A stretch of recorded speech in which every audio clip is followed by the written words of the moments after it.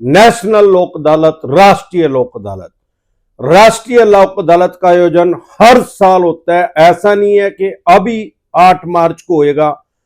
इसका आयोजन हर साल 4 बार होता है। जैसे कि नाम से ही पता लग रहा है, जैसे कि बहुत से कमेंट आते हैं कि सर कहां इसका आयोजन होगा, कहां राष्ट्रीय लोक अदालत रहेगी।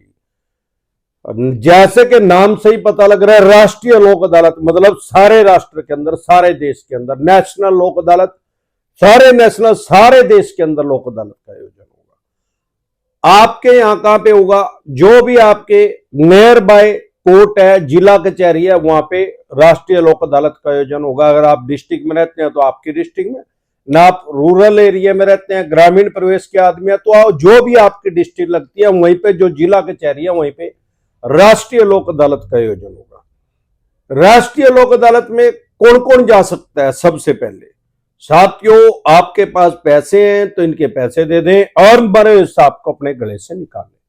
नहीं पैसे हैं तो राहु केतु ग्रह तो क्या करेगा? दुनिया का कोई ग्रह धरती पे आके आपका कुछ नहीं बिगाड़ सकता।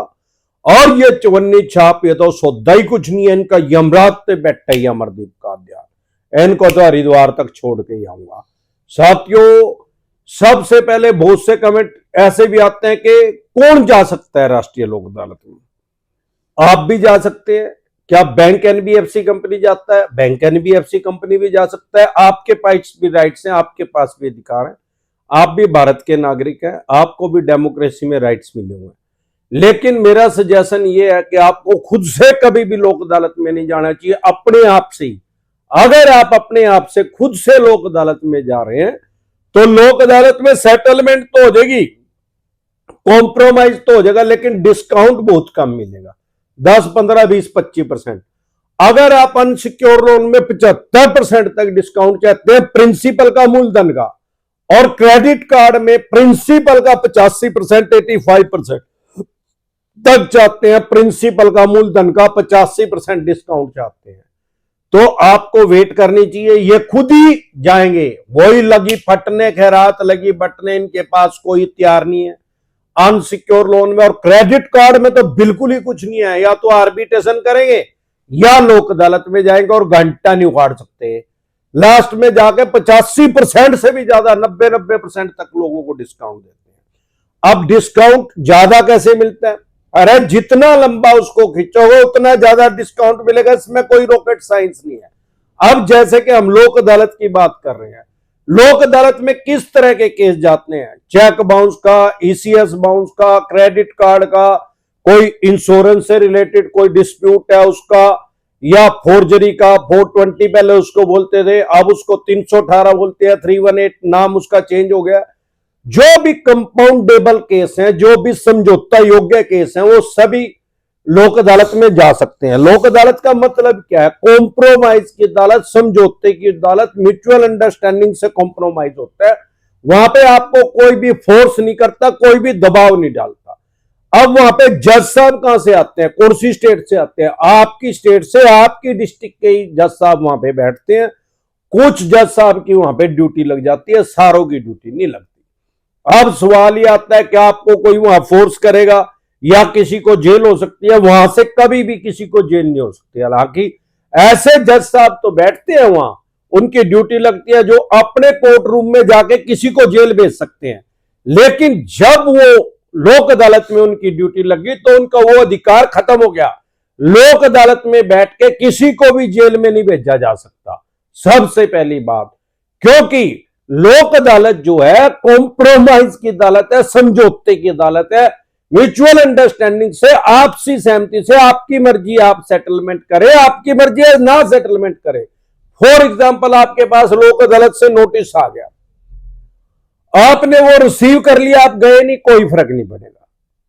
दूसरे सिनेरियो में आपके पास नोटिस आ गया, आपने वो रिसीव ही नहीं करा, तब भी कोई फर्क नहीं पड़ेगा। तीसरा, अगर आपके पास नोटिस आ गया, आप चले भी गए लोक अदालत में, आपने कॉम्प्रोमाइज नहीं करा, समझौता नहीं करा, 85% डिस्काउंट नहीं दे रहे थे, तब भी कोई फर्क नहीं पड़ेगा। चौथा, अगर आपके ऊपर चेक बाउंस का, ईसीएस बाउंस का या फोर्जरी का पहले ही केस चला हुआ था और आप नहीं गए वहां, या चले गए, आपने कॉम्प्रोमाइज नहीं किया, तो वो जो केस आपके ऊपर पहले चला हुआ था वो उसी कोर्ट में दोबारा चला जाएगा और उसी स्टेज पे रहेगा, ना एक स्टेप आगे जाएगा ना एक स्टेप पीछे आएगा। तो डरे घबराए नहीं, अपने राइट्स और अधिकार जान ले। अब इसमें जाने का फायदा क्या है? सबसे पहले फायदा, भाई किसी भी तरह का आप कोर्ट केस लड़ते हैं तो कुछ कोर्ट की फीस होती है गवर्नमेंट की, उसको कोर्ट फीस बोलते हैं, वो जमा करवानी पड़ती है। अब आप कोर्ट में केस लड़ेंगे तो आपको एडवोकेट भी चाहिएगा, वकील चाहिएगा, उसकी फीस देनी पड़ती है। लोक अदालत में कोई कोर्ट फीस नहीं लगती, कोई भी एडवोकेट की फीस नहीं लगती, ना ही किसी एडवोकेट की आपको जरूरत है। आप खुद से जाके पेश हो जाए, अपना पक्ष रख दे बस। और क्योंकि वो कॉम्प्रोमाइज की अदालत, आपकी मर्जी है कॉम्प्रोमाइज करे आपकी ना करे। और तीसरा और सबसे बड़ा फायदा, अगर एक बार वहां डिसीजन आ गया लोक अदालत में, वो किसी भी अन्य कोर्ट में कोई भी बैंक, एनबीएफसी कंपनी उसको चैलेंज नहीं कर सकता, वहीं स्टॉप हो जाएगा, वहीं रुक जाएगा। फाइनल डिसीजन वही है, क्योंकि वो आपसी सहमति से आएगा, दोनों पक्षों की सहमति से डिसीजन आएगा। और जो डिसीजन आ गया उसको दोनों पार्टियों में से कोई भी, बैंक, एनबीएफसी कंपनी या आप खुद भी, उसको अन्य किसी कोर्ट में चैलेंज नहीं कर सकते। ये इसके एडवांटेज है और ये डिसएडवांटेज है, सब मैंने आपको बता और समझा दिए। डरे घबराए नहीं, लोक अदालत में जाना कोई मैंडेटरी नहीं है, कोई जरूरी नहीं है। कोई चवन्नी छाप आपको कह रहा है भाई 8 मार्च को लोक अदालत लग रही है, क्योंकि करोड़ों आदमियों के पास, सारे देश में लोगों के पास नोटिस आ चुके हैं, कानून की भाषा में उसको समन बोलते हैं, और लाखों आदमियों के पास अभी और आएंगे। तो लोग फियर क्रिएट कर रहे हैं, चवन्नी छाप कह रहे हैं भाई अब लास्ट मौका है, क्योंकि इनकी ईयरली क्लोजिंग चली हुई है, जेएफएम चला हुआ है जनवरी फरवरी मार्च। जनवरी तो चला गया, लेकिन बैंकिंग की भाषा में इसको जनवरी फरवरी मार्च ही बोलते हैं। 3 महीने की क्लोजिंग चली हुई है, ईयरली क्लोजिंग चली हुई है, इनकी दुकान के अंदर बांस चढ़ा हुआ है। अगर आपके पास पैसे नहीं है तो आप वहां ना जाएं, आपकी मर्जी, आप जाएं, आपकी मर्जी है ना जाएं, आप वहां ना जाएं, ऐसा कोई जरूरी नहीं है। दोबारा फिर लोक अदालत लगेगी, पहले बता चुका हूं कि 1 साल में 4 बार लोक अदालत का आयोजन होता है। अभी दोबारा भी लोक अदालत का आयोजन होगा। अगर आपका मन अभी नहीं करने का, अभी पैसा नहीं है, क्योंकि फ्री में तो वहां सेटलमेंट नहीं होती, फ्री में तो दुनिया का कोई काम नहीं होता, तो आप वहां जाए ना।